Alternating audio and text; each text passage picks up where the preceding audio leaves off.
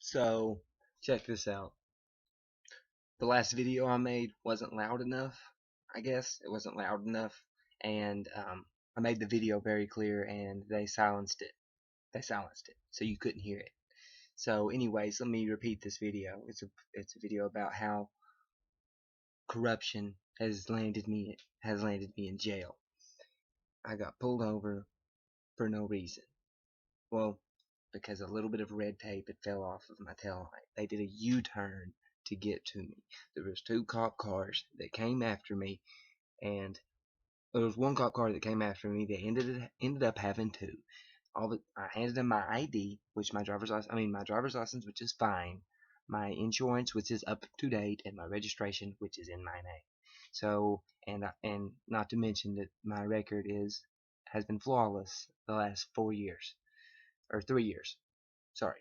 And so, anyways, I give him my ID. I'm sitting in the car. He comes back and says that I have a warrant for theft, and this isn't true.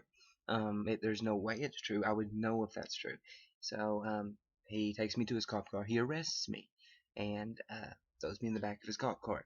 And after this point, he hasn't read me my Miranda rights up to this point. Remember? Okay. So anyhow, all of a sudden I see canine dogs coming, and they had canine dogs, and these police officers are going through all of my personal things, and they haven't asked me a question over a charge I have a warrant I have no idea about. They search my car and search my car and search my car, and then they have a police dog come, and yet have they said a word to me, and the police dog is searching my car and searching my car, and I'm watching, and the police dog doesn't find anything. So I see the cops deliberating and deliberating and deliberating, and then all of a sudden they decide that they're going to search the vehicle. So they search the vehicle some more, and they search it some more, and they search it some more. Okay, then, after they have searched the vehicle and they have found this little bit of marijuana that I owned personally, that I had forgot was in the vehicle. And it was the reason it's obvious that I forgot it's in the vehicle is because you couldn't smell marijuana in the car because I wasn't smoking it in the vehicle. Therefore, there was no probable cause. So anyways, I'm sitting in the back of this vehicle, not read my Miranda rights, arrested for a reason that I don't know of by any means, and the cop gets me out of the vehicle, takes the handcuffs off of me, and says, "Let me ask you a question."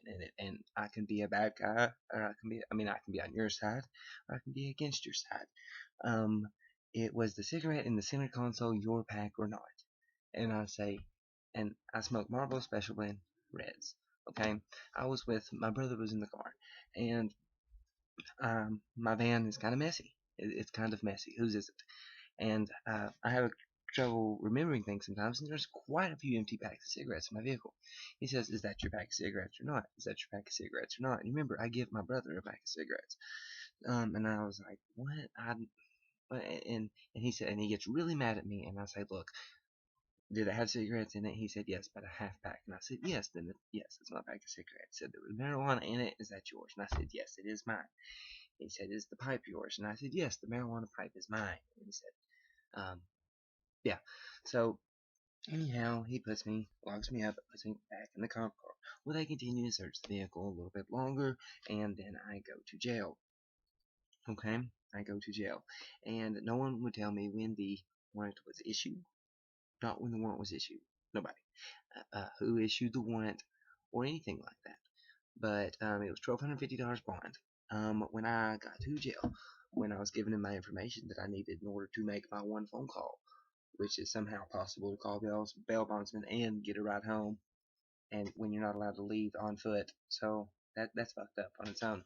When I'm at jail, the person that has the most details about my case, I asked, "What is this theft over?" She says, "I'm not allowed to give you the narratives of that." I ask, "What is this theft over?" She says, "I am not allowed to give the narratives of that." There's a policewoman walks in directly afterwards and says, "What is he talking about?" Or what's this one's problem? That's what she said. She said, "What's this one's problem?" She says, "Oh, he's wanting to know what his charges are." She said, she looks at me and she said, or she looks at her and she says, "Well, what's it say?" She says, "Theft." And she looked at me and she said, "Is that not what it says on your thing? Whatever." And I say, "Yeah." She says, "Well, that's what it is. What else? That's all that they need to know, or whatever." Fuck that. That's bullshit. Well, guess what? I can afford to get a lawyer. It's still going to cost me money. It ain't gonna, but yes, I can afford to get a lawyer. Fortunately enough.